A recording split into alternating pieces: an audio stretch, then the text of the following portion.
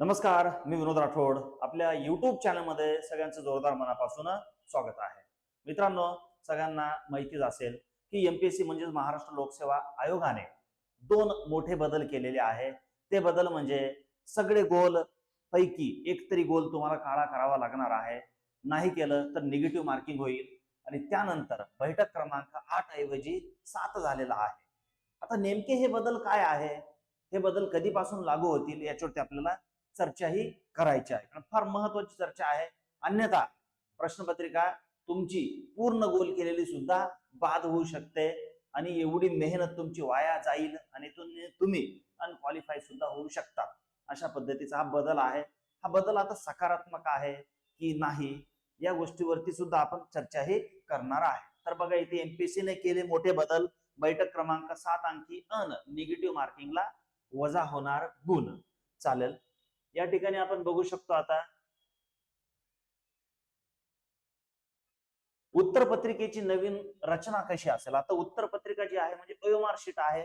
अशा पद्धतीची OMR sheet असते, त्याची नवीन रचना कशी असेल ते बघू. आयोगाच्या उत्तर पत्रिका दोन भागात होणार. यात आतापर्यंत आपण काय बघितलेलं होतं, ओएमआर शीट ही फक्त सिंगल असायची. आता दोन ओएमआर शीट असणार, म्हणजे दोन भागामध्ये असणार. त्यापैकी आपण बघू, पहिला भाग फक्त प्रश्नांची उत्तर नोंदवण्यासाठी. पहिल्या भागामध्ये काय असेल, सगळे गोल असतील. ते गोल फक्त आपल्याला काय करायचे आहे, रंगवायचे आहेत.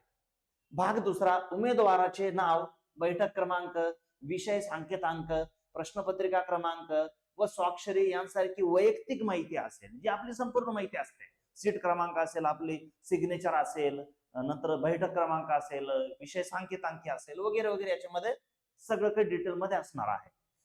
परीक्षा संपल्यानंतर हे दोन्ही भाग वेगळे केले जाणार. यामुळे उत्तरपत्रिकेच्या तपासणीत अधिक गोपनीयता राहील. आधी पण होती, आता पण राहील. काही शंका याच्यामध्ये आहे का, तर नसेल अजिबात. समजलं? म्हणजे ओएमआर शीट आता दोन असणार. एक फक्त गोल आणि दुसऱ्यामध्ये आपली वैयक्तिक माहिती आपल्याला संपूर्ण भरायची. दोन्ही वेगळे करून त्या ठिकाणी आपला वेळ संपल्यानंतर जमा आपल्याला करायचं आहे. हा एक सगळ्यात मोठा बदल केलेला आहे. ओएमआर शीट आता दोन असणार. पुढील बदल बघू आपण, काय काय बदल आहे तो. हा मुख्य बदल आहे. आता 4 ऐवजी 5 पर्याय. आतापर्यंत आपण एमपीएससी मध्ये आणि महाराष्ट्रातील कोणत्याही परीक्षेचा विचार केला तर 4च ऑप्शन आपण बघत होतो. आता एमपीएससी 5 ऑप्शन ठेवणार आहे. किती ऑप्शन? 5. जसे की 1 2 3 4 आणि 5 असे ऑप्शन. आता प्रत्येक प्रश्नाला 5 पर्याय असणार. प्रश्न सोडवायचा नसेल तर 5वा पर्याय निवडणे बंधनकारक. म्हणजे ज्याला आपण याच्या आधी कसं होतं, समजा 4 ऑप्शन होते क्वेश्चन आणि 4 ऑप्शन. मग 4 ऑप्शन पैकी आपल्याला वाटलं की मला जमत नाही किंवा सोडवायचं नाही, तर तुम्ही पुढे स्किप करून पुढे जात होते. परंतु आता नाही, तुम्हाला वाटलं मला जमत नाही, तर हा 5 नंबरचा जो गोल आहे तो तुम्हाला पूर्ण काळा करावा लागेल. आणि समजा केला नाही तर काय होईल बघा पुढे. प्रत्येक प्रश्नासाठी 5 पैकी एक तरी वर्तुळ रंगवणे आवश्यक. म्हणजे 100चे 100 वर्तुळ तुम्हाला रंगवावे आता लागतील. एकही पर्याय न निवडल्यास 25% म्हणजे 1/4 गुण वजा केले जाणार. समजा तुम्ही एकही पर्याय गोल केला नाही तर तुमचं काय होणार, निगेटिव्ह मार्किंग होईल. म्हणजे नेहमीप्रमाणे 1/4 म्हणजे 0.25%. नेहमीप्रमाणे तसं होईल. त्याच्यामुळे तुम्हाला सगळे गोल काळे करणं आवश्यक आहे. तुम्हाला जमत नाही तर 5वा गोल तुम्ही काळा करायचा. तुम्हाला वाटलं मला उत्तर येते 3 नंबरचं याचं आहे तर 3 नंबर तुम्ही गोल करायचं, वगैरे वगैरे. म्हणजे आता किती ऑप्शन असणार?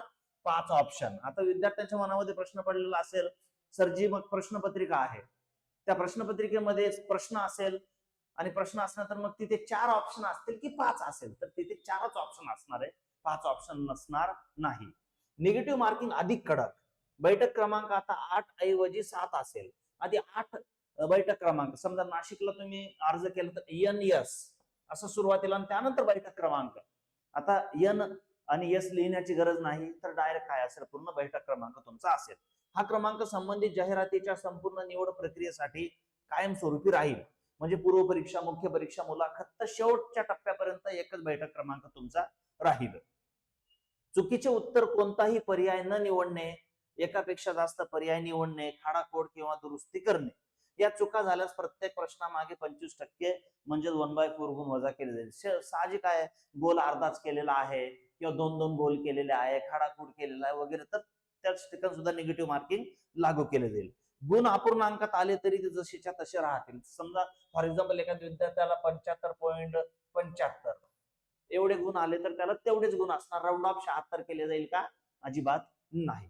चला पुढचं बघू. हे नियम तर तुम्हाला कळालेलं, काय काय बदल झालेलं, काय काय नाही ते. पुढचा बदल बघू आपण काय आहे तो.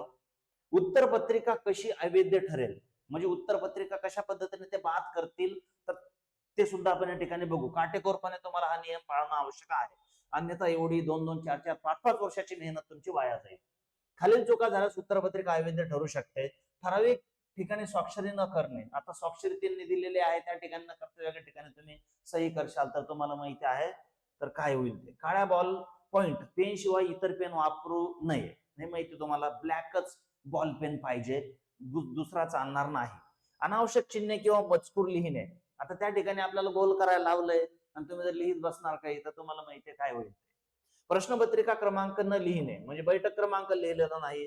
क्यूआर कोड किंवा टायमिंग ट्रॅक खराब करणे. असं काही केल्यानंतर तुमची प्रश्नपत्रिका काय होईल? उत्तरपत्रिका पूर्ण पद्धतीने बाद तुम्हाला केलं जाईल. नियमांची अंमलबजावणी कधीपासून? आता एवढे नियम तर त्यांनी बदल केलेले आहे. बैठक क्रमांक 8 ऐवजी 7, त्यानंतर 2 OMR शीट, 5 गोल वगैरे वगैरे. आता हे नियम कधीपासून लागू होतील ते आपण बघूया.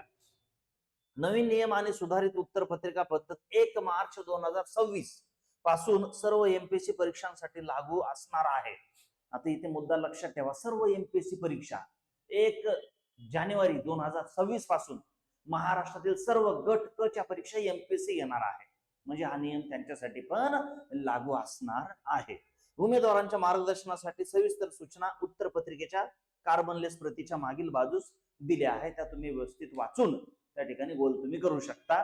अशा पद्धतीने एमपीएससी म्हणजेच महाराष्ट्र लोकसेवा आयोगाने बदल केलेला आहे. हा बदल साहजिक आहे, सकारात्मक आहे, सगळ्यांसाठी बदल आहे, फक्त एका उमेदवारासाठी बदल नाही. त्यामुळे मनामध्ये कोणतीही निगेटिव्ह चर्चा न करता किंवा निगेटिव्ह मनामध्ये काही न येऊ देता व्यवस्थित तयारी करा. यश तुम्हाला नक्की मिळेल. सगळ्यांना शुभेच्छा. धन्यवाद. थँक्यू.